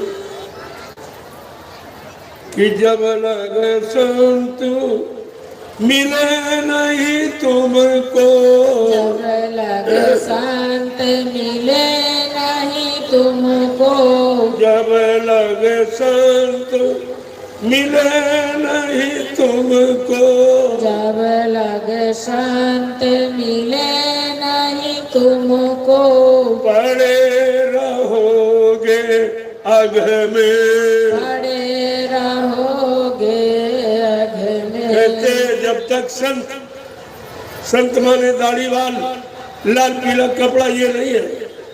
संत जिसने काम क्रोध लोभ मोह अहंकार का अंत कर दिया हो उसे संत। जो इसी अंत देश काल माया के देश से, और वो अंत देश उधर जीवात्मा वाला अंत से अंत को न पहुंचा दे, वो संत नहीं कहते। ये संत की परिभाषा है। जो काल माया के अंत देश से और जीवात्मा के अंत सत्य देश पहुंचाए उसको सत्य कहते। कितना समझा के खोल के कह रहे हैं, क्योंकि इन लोगों ने फंसा के रखा जीवन, और आज भी फंसे पड़े बेचारे जी। कि सतगुरु पूरे, कि सतगुरु शरण गहो अब प्यारे, शरण गहो अब प्यारे, सतगुरु शरण गहो अब प्यारे, सतगुरु शरण गहो अब प्यारे। मिले ज्योति जगमग में, मिले ज्योति जगमग में, खोजनी पिया को निजी घट में, खोजरी पिया को निज घट में। रघु सब बताया, किसने किसने अटकाया भरमाया उनका भी नाम बताया। तुम्हें निकालेगा कौन उसको भी बताया। तुम पत्थर की शरण में, कागज की शरण में, तीर्थों की शरण में, पानी की शरण में, सब जगह, लेकिन तुम्हारा काम कहीं से नहीं। कहते अब जरा सदगुरु की शरण में आ जाओ, जो तुम्हारे लिए, तुम्हारी जीवात्मा के कल्याण के लिए आए हैं। जरा उनकी शरण में आ जाओ तो मिले ज्योति जगमग में। ये जीवात्मा ज्योत स्वरूप ये अपने अखंड यानी प्रकाश में चेतन देश में पहुंच जाएगी, जहाँ प्रकाश ही प्रकाश है। उस प्रकाश में, आनंद में, चेतन में देश की रहने वाली, ये सदगुरु की कृपा दया से ये अपने घर पहुंच जाएगी और इसे यहाँ कोई पहुंचा नहीं सकता। जब ये वचन सुन लोगे तुम्हारा भ्रम दूर हो जाएगा कि अन्यत्र जाने की तुम्हारी इच्छा नहीं होगी, क्योंकि बता दिया गया ये काम कहीं नहीं, ये काम कोई नहीं। बने तो सतगुरु से बने, बिगड़े तो भरपूर है जीवात्मा सुर तो रूह। जब कभी तुम्हारी बनेगी तो वक्ते मुर्शिद समय के सतगुरु से बनेगी, नहीं तो बिगड़ जाएगा। कितना खोल के कहा फिर भी तुम्हारी समझ में नहीं है, फिर भी तुम समय के सतगुरु को पहचानते ही नहीं, तुम्हारे पास उनकी पहचान नहीं। वो तो बहुत कलाओं में, जब हनुमान लंका गए, एक राम का छोटा सा प्रचारक दूत राम ने भेजा के जाओ हनुमान लंका में साकार का प्रचार, धर्म का प्रचार, माँ बहन बेटी बहू का प्रचार करके आओ, जाओ। जब हनुमान प्रचार करने गए तो उन्होंने 3 रूप बना लिए, 3 रूप।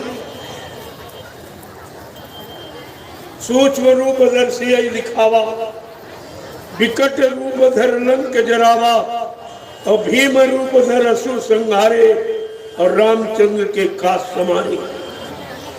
ये 3 रूप धारण कर। अरे काल के छोटे से दूत ने 3 रूप धारण के काम करने के, तो अनामी महाप्रभु के शिष्य प्रचारक अरे कौन सा रूप नहीं धारण कर सकते और अपने मालिक का काम करके दिखाएंगे। ये सब आपको जानकारी पिछले इतिहास से ले लेनी चाहिए, क्योंकि सदगुरु असंख्यों कलाओं में आया हुआ।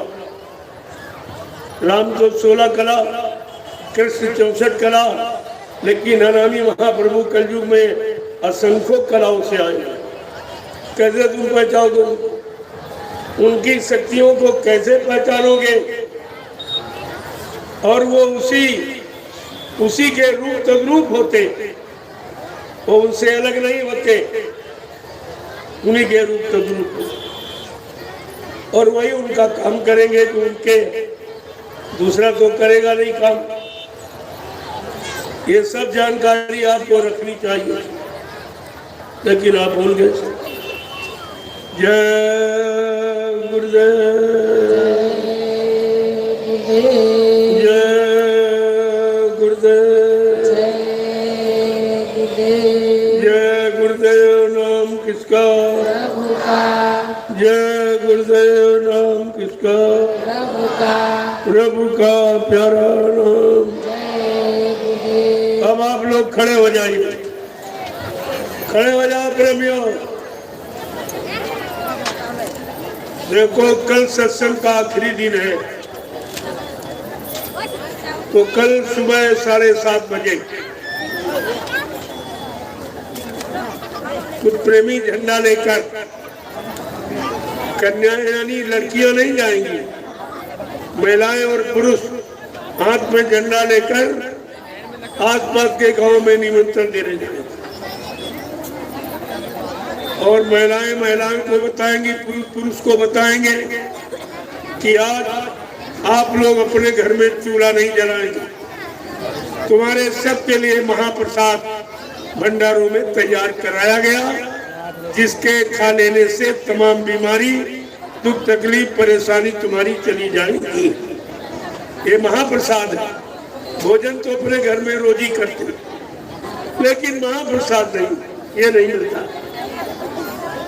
तो गांव-गांव जाकर ये सब ग्रामवासियों को सुनो, और ये भी कहोगे कि जिनके पास कुंवारी कन्याएं हैं, जिनकी शादी नहीं हुई, तो उनको आप गार्जियन अपने साथ में ले आएंगे, और मैं उनको अपने हाथ से महाप्रसाद दूंगा और बरकत दूंगा,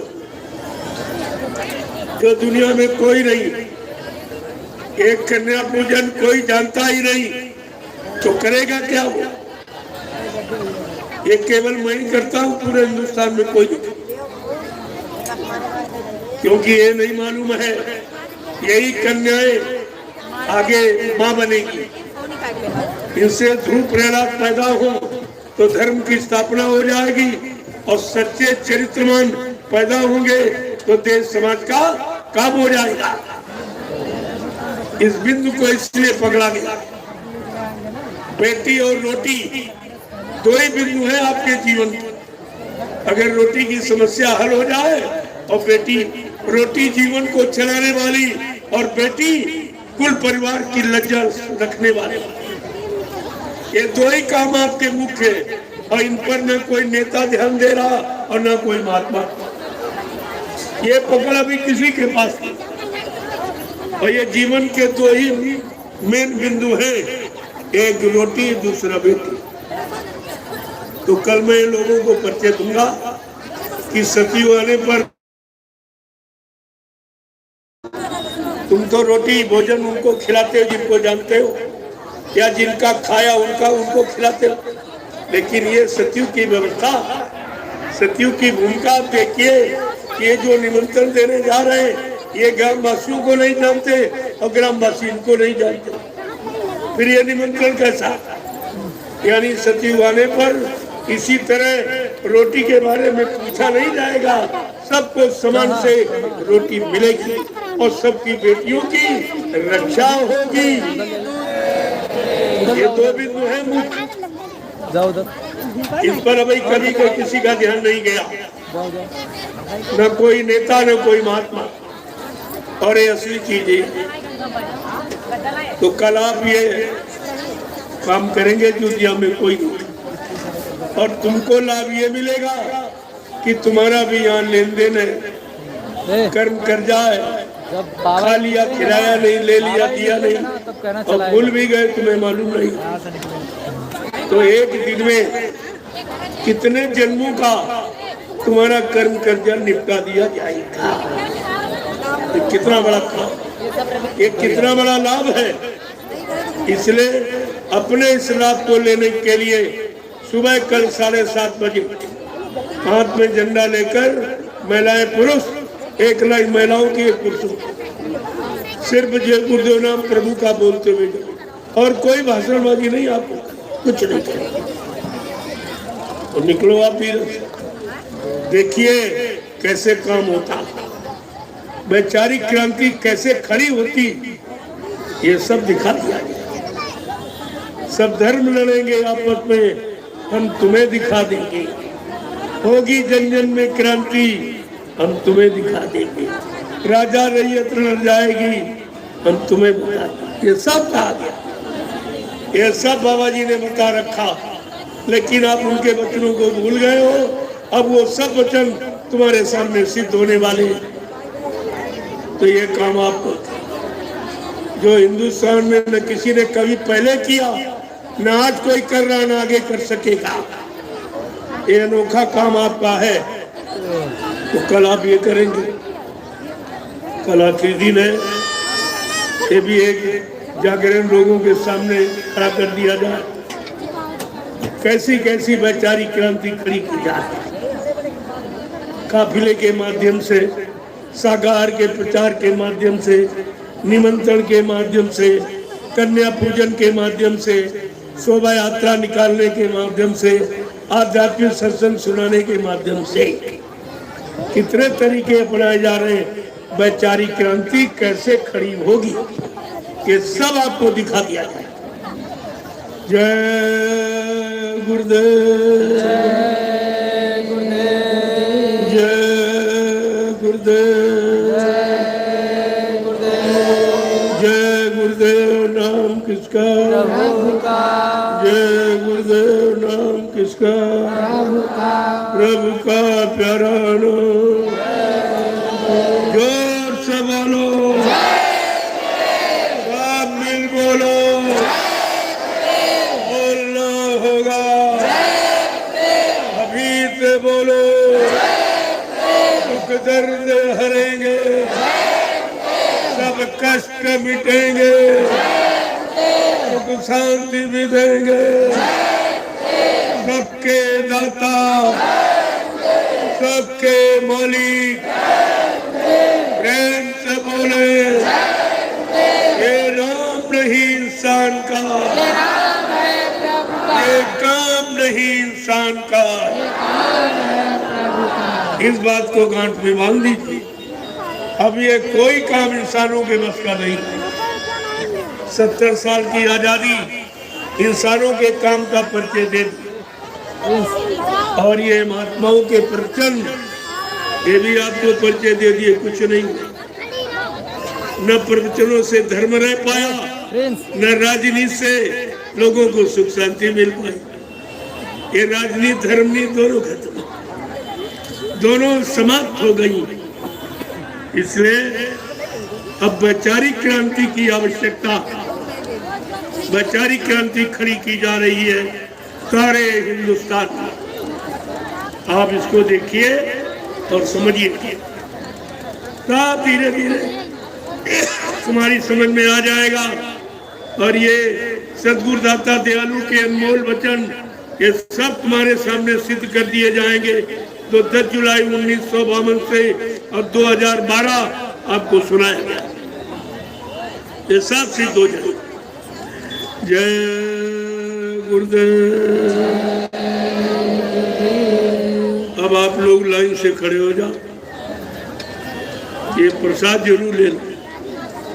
ये कहीं नहीं मिलेगा हिंदुस्तान में, कहीं चले जाओ, क्योंकि प्रसाद कोई बना नहीं सकता। प्रसाद खरीदा नहीं जाता, बनाया जाता।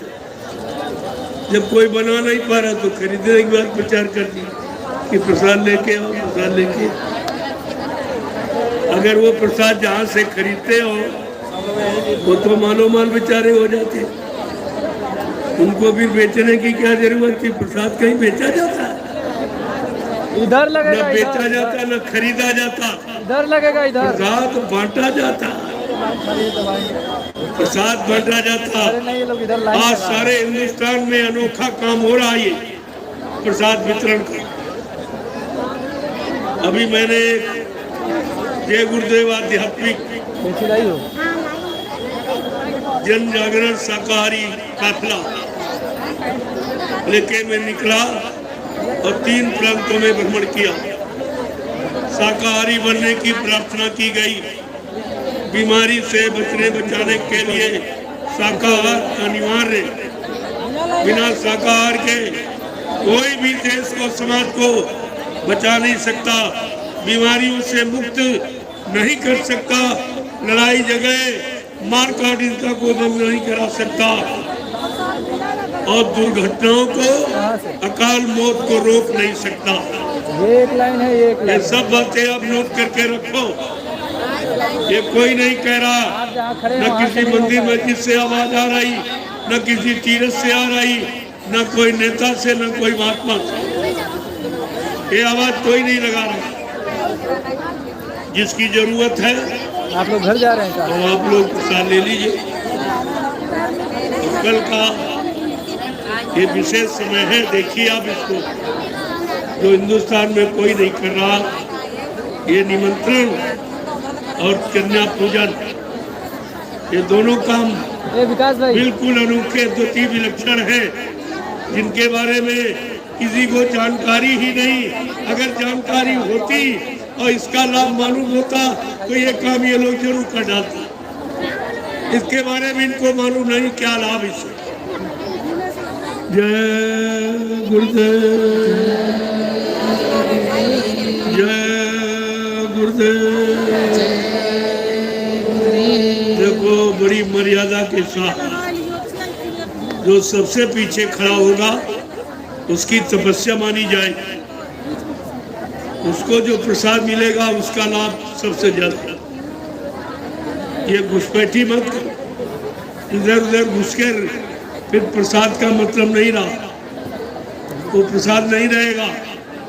इसलिए मर्यादा अनुशासन में आप इसको ले लीजिए। अभी आप 2 घंटे 2.5 घंटे बैठ के सुने हैं, और भैया 1 घंटे में मैं ले लेता हूँ, ताकि कोई ये न कहे हमसे मिले। देखो अभी मैं मिल के आया, 1.5 घंटा लगा था रास्ते में, मैं बहुत पहले आ जाता तो सत्संग छूट गया। उनसे मिला, अब उनसे मिलूंगा।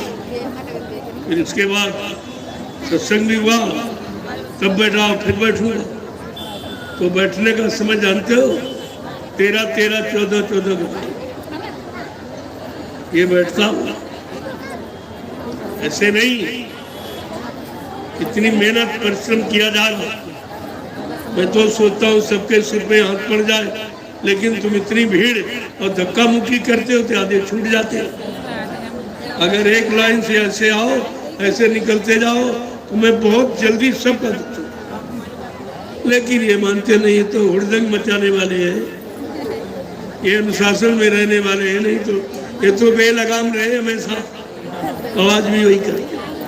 इसीलिए इनको मिलने वाला लाभ भी छूट जाता है।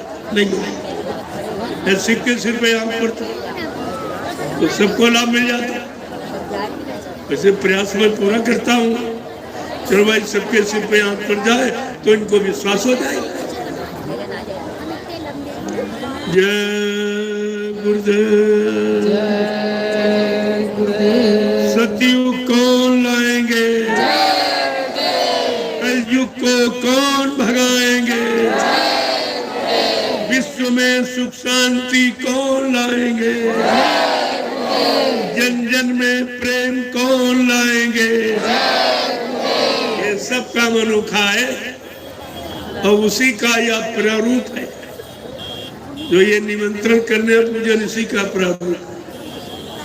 इतनी जल्दी आप बच्चों को नहीं समझ सकते। एक शब्द से हो जाऊं अर्थन को ज्ञान। जब एक शब्द से तमाम जानकारी होती उसको श्लेष अलंकार कहते हैं। कितनी जानकारी, कितना लाभ। एक तीर से हजारों निशाने हैं। ये शाकाहारी एक तीर है, इससे हजारों निशाने, हजारों लाभ लोगों को मिल जाएगा। जैसे इसको समझ लेंगे, शाकाहार को अपना लेंगे, ये सब लाभ इनके पास आकर खड़ा होगा। सब लाभ मिलेगा और कोई युक्ति से लाभ होने वाला नहीं है। बाबा जी ने पहले इशारा कर दिया था, जोर लगा ले अहले जमाने, तू कब तक जोर लगाएगा। जग में जय गुरुदेव का झंडा लहर लहर लहराएगा। ये महापुरुष का द्वितीय इशारा है। सारे विश्व को चैलेंज है कि कोई झंडा अब ये काम मानवता इंसानियत का नहीं करेगा।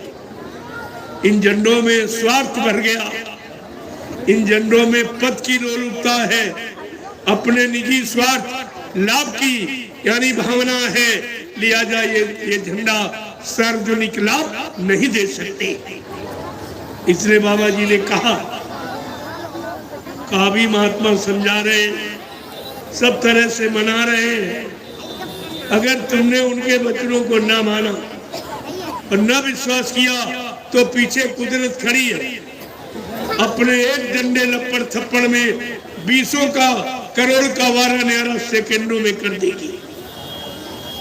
और कहा ये जितने जिम्मेदार लोग काले नीले पीले हरे लाल झंडे लिए घूम रहे, ये अपने अपने झंडों को फेंक कर अगर तुम्हारे जय गुरुदेव प्रभु नाम के झंडे के नीचे अगर ना जाए तो इस बाबा को बाबा मत कहना। रमियो, कितनी बड़ी सच्चाई चैलेंज है, लोगों को समझना चाहिए। इस तरह कोई कह नहीं सकता। इस तरह इतना बड़ा जनसैलाब कोई जंगल में इकट्ठा नहीं कर सकता, चाहे वो प्रधानमंत्री हो, राष्ट्रपति, मुख्यमंत्री ही क्यों ना हो। ये जनसैलाब कोई इकट्ठा नहीं कर सकता। ये निस्वार्थ अपना किराया भाड़ा खर्च करके, अपना समय घर गृहस्थी परिवार से निकाल कर इस जंगल में आए हुए। क्या कोई महात्मा इतने लोगों को प्रवचन सुना के इकट्ठा कर सकता? ये काम किसी के बस का नहीं है। मैं ये तुम्हारे सामने प्रमाण प्रस्तुत कर रहा हूं। अब सब लोगों को इससे समझ लेना चाहिए कि अब काम किसी के वश का नहीं, झूला बना के इनको हथियार डाल देना चाहिए। ये राजनीति नेताओं को अब हथियार स्वेच्छा से डाल देना चाहिए राजनीति का, कि तुम्हारे बस की नहीं रही, तुम्हारे में कोई नीति नहीं है, तुम्हारे में कोई श्रद्धा सेवा भाव नहीं, तुम्हारे अंदर कोई परमात्मा की यानी जानकारी नहीं, तुम्हारे अंदर माँ बहन बेटी की पहचान नहीं, तो तुम कर ही क्या सकते हो। इसलिए इनको हथियार डाल देना चाहिए। अब ये संतराज हुई है, संतराज भारत माँ अब बचाए बची है ना, बाबा जय गुरुदेव की वाणी तब दिखाई पड़ी है। प्रेमियों सब दिखाई देगा। ये शिवरात्रि के महान पावन पर्व पर ये विलक्षण संदेश है, इसको सब लोगों को सुनना चाहिए और समझना चाहिए, अपनाना चाहिए। अगर तुम्हें शक्ति सुख शांति पाना, न्याय सुरक्षा रोजी रोटी पाना है, महंगाई गरीबी बेरोजगारी हटाना है, तो तुम्हें संत महापुरुषों के वचन सुनने ही पड़ेंगे, मानने पड़ेंगे, जीवन में अपनाने पड़ेंगे, तब ये काम तुम्हारा होगा। जय गुरुदेव। बस बस बस। अब आप लोग लाल से वो कल आखिरी दिन कन्या पूजन से समय मिलेगा तो मंच पर आऊंगा। देर हो सकती है लेकिन मंच पर आऊंगा। बड़े समय थोड़े सुनने के लिए अगर आप लोगों के सुनने के लिए तैयार हैं तो हमें कोई परेशानी। आप लोग तो इसी के लिए आए ही, आपको जानकारी देने के लिए, आगे परिवर्तन की भूमिका को दर्शाने के लिए, इसीलिए आए।